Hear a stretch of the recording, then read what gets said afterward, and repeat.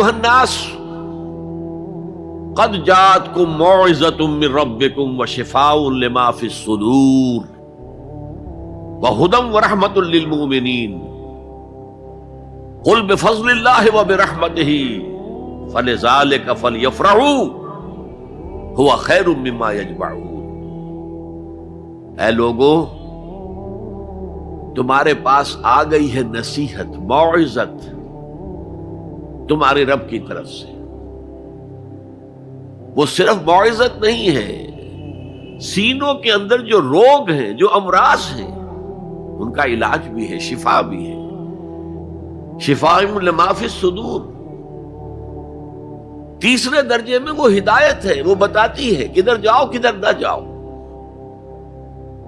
جیسے آپ نے دیکھا ہوگا پہاڑی راستوں پر قدم قدم کے اوپر کوشن ہوتا ہے، یہاں سپیڈ کم کر لو ورنہ تم کسی کھائی میں جا گرو گے۔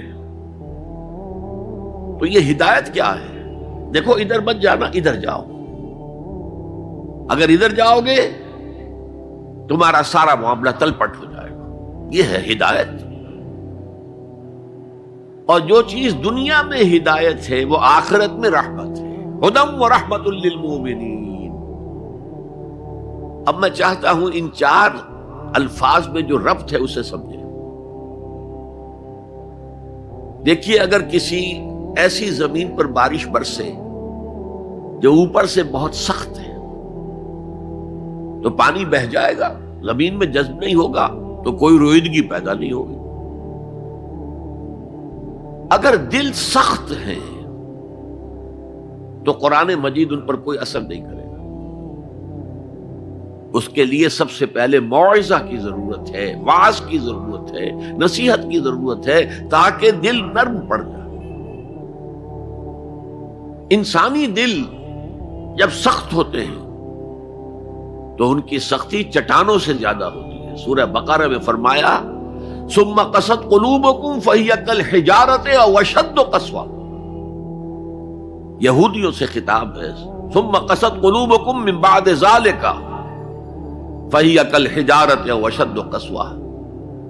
اے بنی اسرائیل، تمہارے اس طرز عمل کے نتیجے میں تمہارے دل سخت ہو گئے اور اب وہ پتھروں سے زیادہ سخت ہے۔ لہذا سب سے پہلے ضرورت کیا ہے؟ دل کی زمین کو نرم کیا جائے، اس میں ہل چلایا جائے۔ یہ کام ہے موعظہ کا، واعظ کا، نصیحت کا۔ ہمارے معاشرے میں کسی زمانے میں واعظ کا بڑا رواج تھا،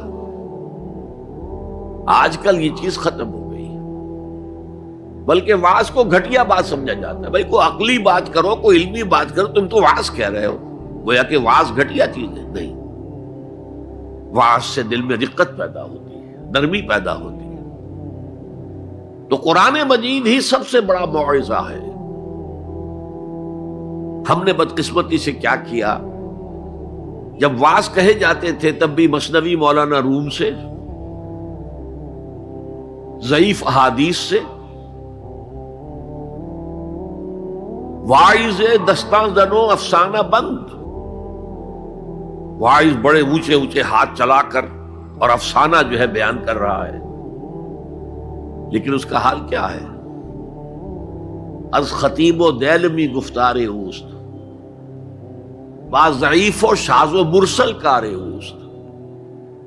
وہ خطیب بغدادی یا دیلمی کی جو احادیث ہیں، جو سب سے گھٹیا درجے کی کتاب حدیث کی، سب سے کم تر درجے کی کتاب حدیث کی، ضعیف کتابوں کے یوں سمجھیے کہ بہت بڑے مجموعے، وہاں سے وہ حدیثیں لا رہا ہے۔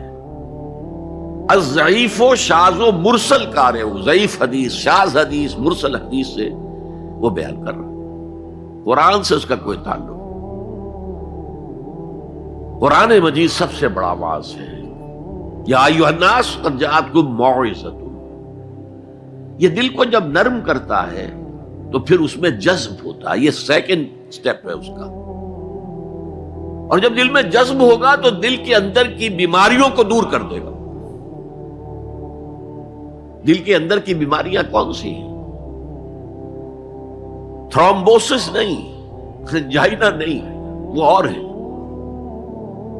وہ دل کی بیماریاں جن کے لیے قرآن شفا ہے، وہ ہے تکبر، حسد، حب مال، حب دنیا، حب جاہ، حب شہرت، یہ ہیں وہ چیزیں کہ جو اصل ہیں، جو دل کے امراض ہیں، ان سب کو جڑ سے نکال کر پھینک دے گا قرآن حکیم۔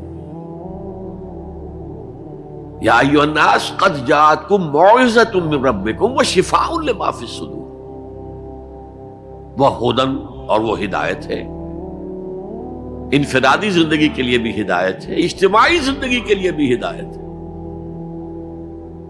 کبھی اگر سورہ فاتحہ پر آپ غور کریں جو ہماری نماز کا جزو لازم ہے، تو ہم پہلے کہتے ہیں الحمدللہ رب العالمین الرحمن الرحیم مالک یوم الدین ایاک نعبد و ایاک نستعین۔